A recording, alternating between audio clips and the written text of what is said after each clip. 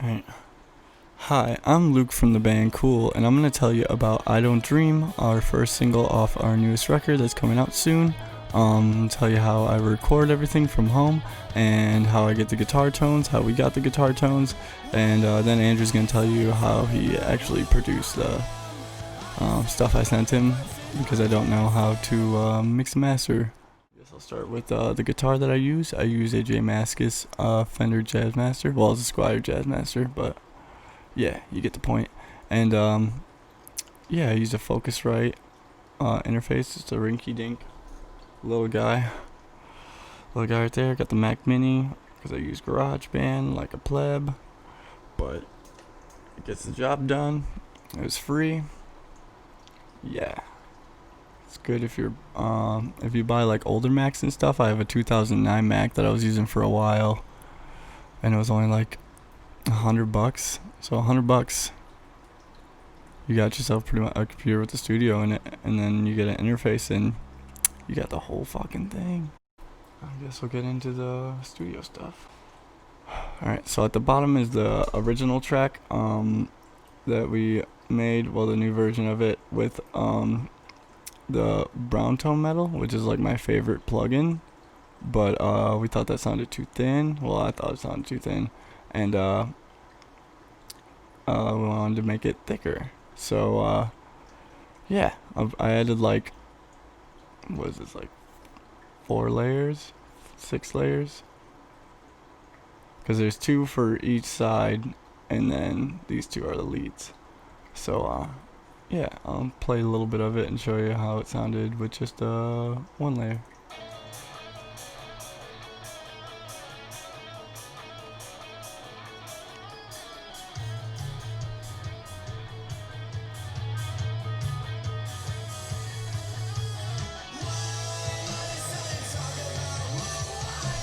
It doesn't sound bad, but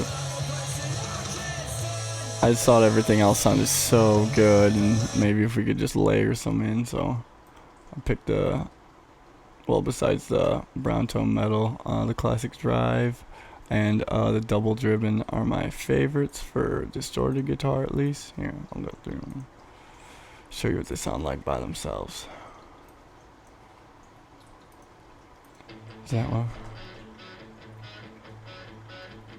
A little more twangy, not as much distortion, there's a little more structure with the guitar, a little cleaner.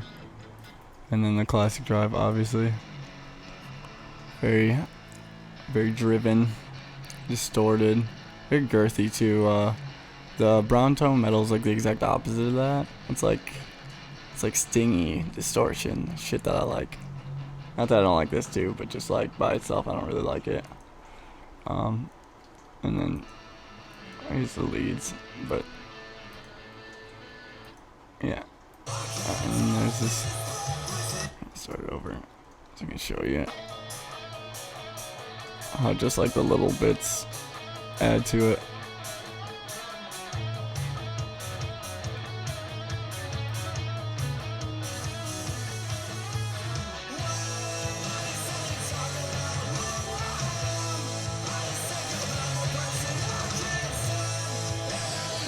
Yeah, see, nice and full. Trick of the studio, right? You always think it sounds good, and then you go listen to it in your car, and you're like, oh, it sounds like shit. So yeah, and that's pretty much it. Yeah, that's why I hit up Andrew, and now he produces everything. So I guess I'll take it from here. Alright, yeah, so here we are now. I'm on the session of I Don't Dream, and we're going to look at the guitars. There's quite a bit going on here, and let's just kind of jump right into it. So I will go first to the rhythm guitars, then we'll start with the lead. So I have a bunch of rhythm guitars here that Luke had sent over, and I have them all leveled out and panned and all that stuff. I got them onto a bus doing compression and overall EQ. So we'll start off here with this one right. Yeah, hold on, let me get some headphones in. Cool, alright, so let's listen to this this first rhythm guitar.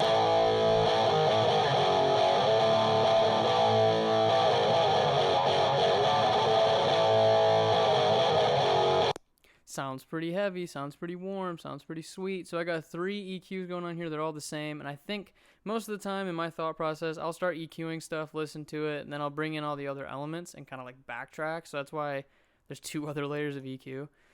So I wanted to emphasize the mid-range, get rid of like the low mids because it's just kind of clunky down there. Get rid of the low, so I'll do like a high pass around 95 it looked like there. Because I compensate low end for the bass guitar. I just leave that to do the work down there because that's what it is for. Leave a little bit of, or put some top end on there, grab some sizzle from the guitar. Let's just listen to it as it is, and then we'll put in all these EQs.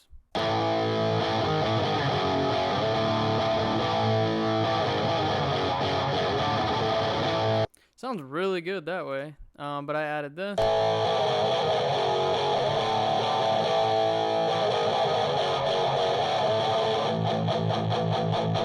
Sounds pretty heavy, sounds pretty good. So yeah, all of it's kind of just personal taste, how you EQ stuff. Here's the second EQ right here. Even more of a roll off on the low end, a little bit more on the high, make it a little bit brighter. And then I took around, I think it was probably like 5K right there. There's just a weird something. Well, let's check it out.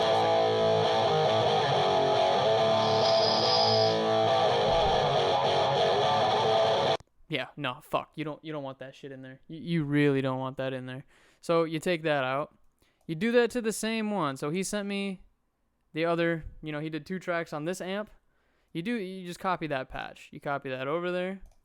Spread one left, spread one right. Boom. There's the main part right there. So then to add accents to everything, he did 1, 2, 3 more different amp types. Just re-recorded all of them. He put in the work for sure. I believe this track right here was actually the original demo track that we had. We will listen to that. Let me just do a little loop here. Move out of the way. Shit. Let's do a little loop, right? Boom. Solo it. Bang.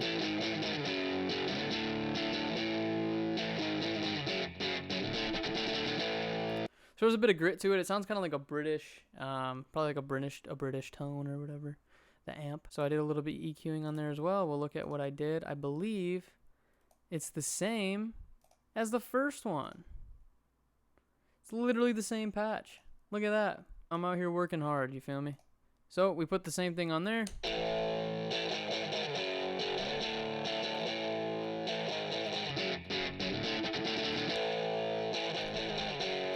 Just emphasize more of the mid-range and the highs on that. Like I said, I like to leave the low end for the bass. That's where the aggressiveness comes from, in my opinion. Copy that same patch over there. Boom.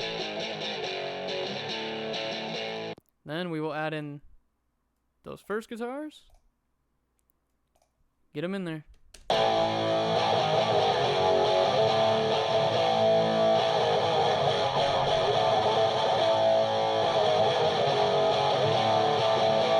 And on the second track right there, the second amp, there's a little bit more pick attack on there, so that's why I added that in there. But it's just a little flavor, just a little bit. Nothing too crazy.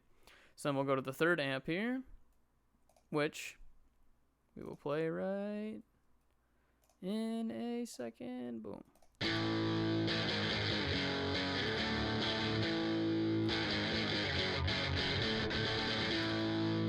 Look at that one. Why did I do that? I couldn't tell you, honestly. There must have been some sort of characteristic about it that I wanted to add in there. Let's listen to it without it. Let's see.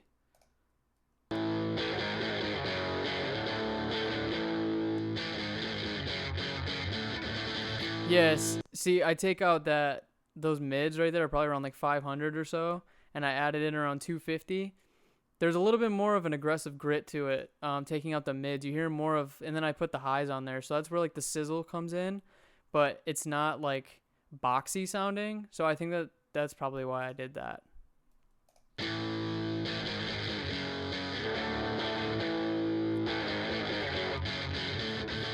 See, yeah, you take out that mid-range and you leave that sizzle in there. It's just like it just sounds like a sweet buzz. Like it's pretty cool. So you take that EQ patch and you put it on the other one, do a little solo job here, and boom.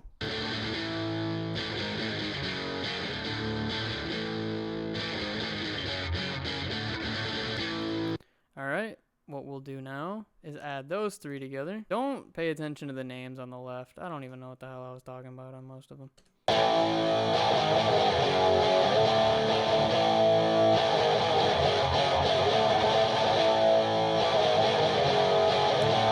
Sounds huge so far. Sounds really big. You got the mid-range popping through for the note. You got the high-end sizzle. You gotta have the sizzle, you know?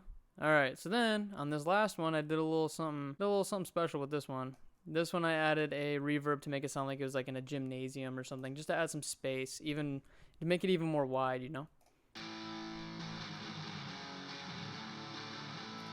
Let's turn this up.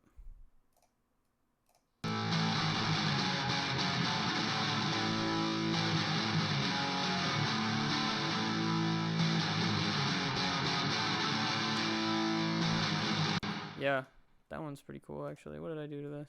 Took out a lot of the mid-range. Basically did the same thing I did to the track before, just a little bit more out of the low mids and the mid in general. It has that aggressiveness on the high end, and it sounds like it's basically clipping is what it sounds like to me. Just kind of overgoing.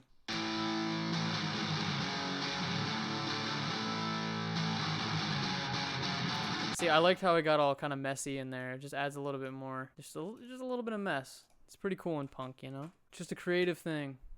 Just add it in there because you can. So then you put these two bad boys together. These are going to be quiet.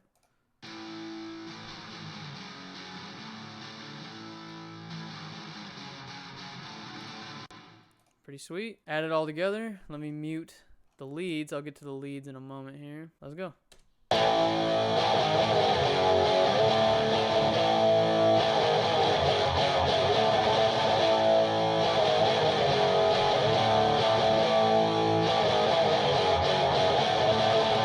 Alright, so let's talk about the leads then. Let's get these through here. So, he's got two different leads. Well, one lead, two different amps. Let's check out the first one. Pretty telephonic.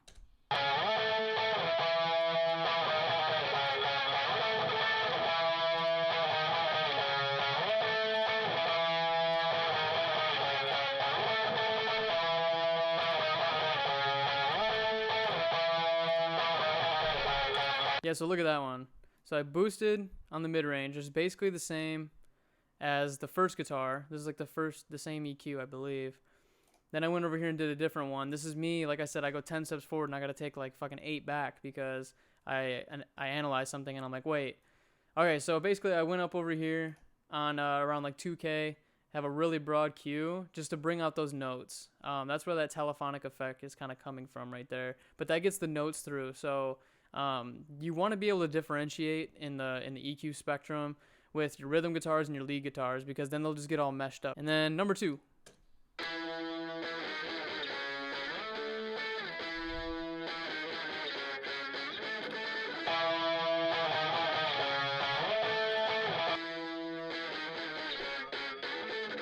Sounds like a little baby orange amp or a little Marshall amp that you put on your belt buckle, you know. It's pretty cool. Just the telephonic effect, letting it come through around 2K, giving that one a little boost, get rid of the lows. It helps push the leads through. Let's play them together.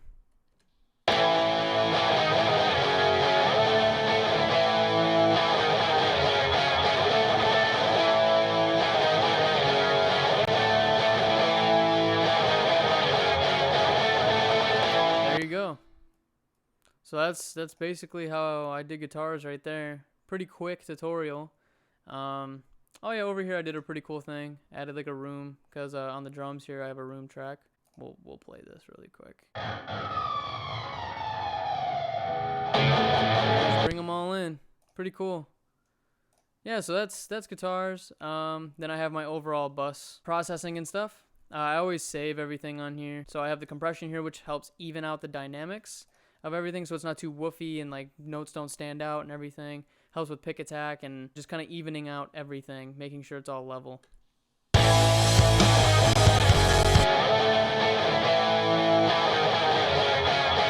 you can see on the fader over here, it kind of stays relative. It seems like it kind of looks like it's going like down and up and down and up and down and up. It's because I think I have a track like the leads. They have like a widener or like some chorus on it or something. So that's just the stereo effect happening. And also with the left and right thing going on, some things might be a little bit louder, some things might be a little bit quieter, but they're all relative, kind of just sitting right there. That's the big thing about leveling, making sure that you keep it kind of in one little niche, you know?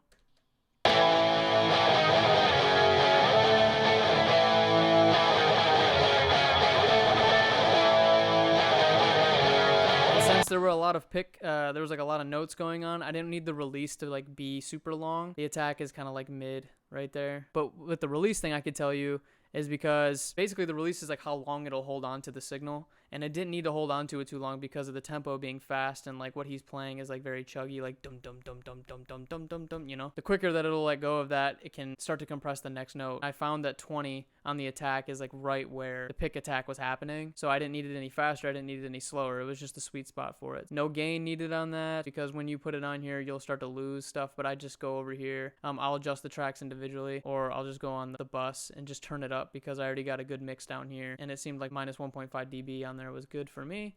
Then I have an overall EQ right here, which is what I'm going to say it again. I do 10 steps forward and I got to do like 8 steps back, and then I go forward again because I find a lot of these inconsistencies with stuff. So a lot of woofiness in like 250, around like 500, 550, something like that. We got probably like 1.5, yeah, 1.3 looks like. It's all very broad cues. So 2.5, 2.6, you know, 3K, stuff like that. 4K can be pretty nasty too. So he's just dipping out a lot of things. That's a big dip. There's a lot of big dips. I'm making room down here for sure for the bass. And up here, it was just, you know, just like a sizzle that maybe I wanted to get rid of later on by listening to the track over and over and over and over again. So not much processing, just a lot of EQing. You know, the more dry, the better, I guess, in my opinion. Record the tone that you like. Work with the tone that you have. You don't got to do nothing too crazy with it. You can get good guitar tones just by taking your time. So, yeah, that's that. I'll do bass in another video, probably. So we will go back to me. You can come see me again. We're going back right now. Oh, boom. Yeah, I had to go grab my laundry really quick. But yeah, that's the video. Thanks for watching. I hope you guys watched the one prior to this, the drum one. I'm not too good at kind of telling the details as to why I do things or like what it is. So hopefully I got the point across. It gives you a little bit more of an insight on like what I do in the band, not just drumming. A little bit more insight on like what Luke does. He's gonna have a video coming out as well. Not gonna tell you what song. It's gonna be a little bit of a surprise. Might be something that you've heard before. Who knows? I'm gonna call it a day on this one. Thanks for watching. Make sure to check out KULE on Spotify, Facebook, Apple Music. Look us up everywhere. YouTube. Luke does a shit ton of cool videos on YouTube. So go ahead and check those out. He's always doing something cool. So have a great day. I will see you guys later. Yeah, check us out on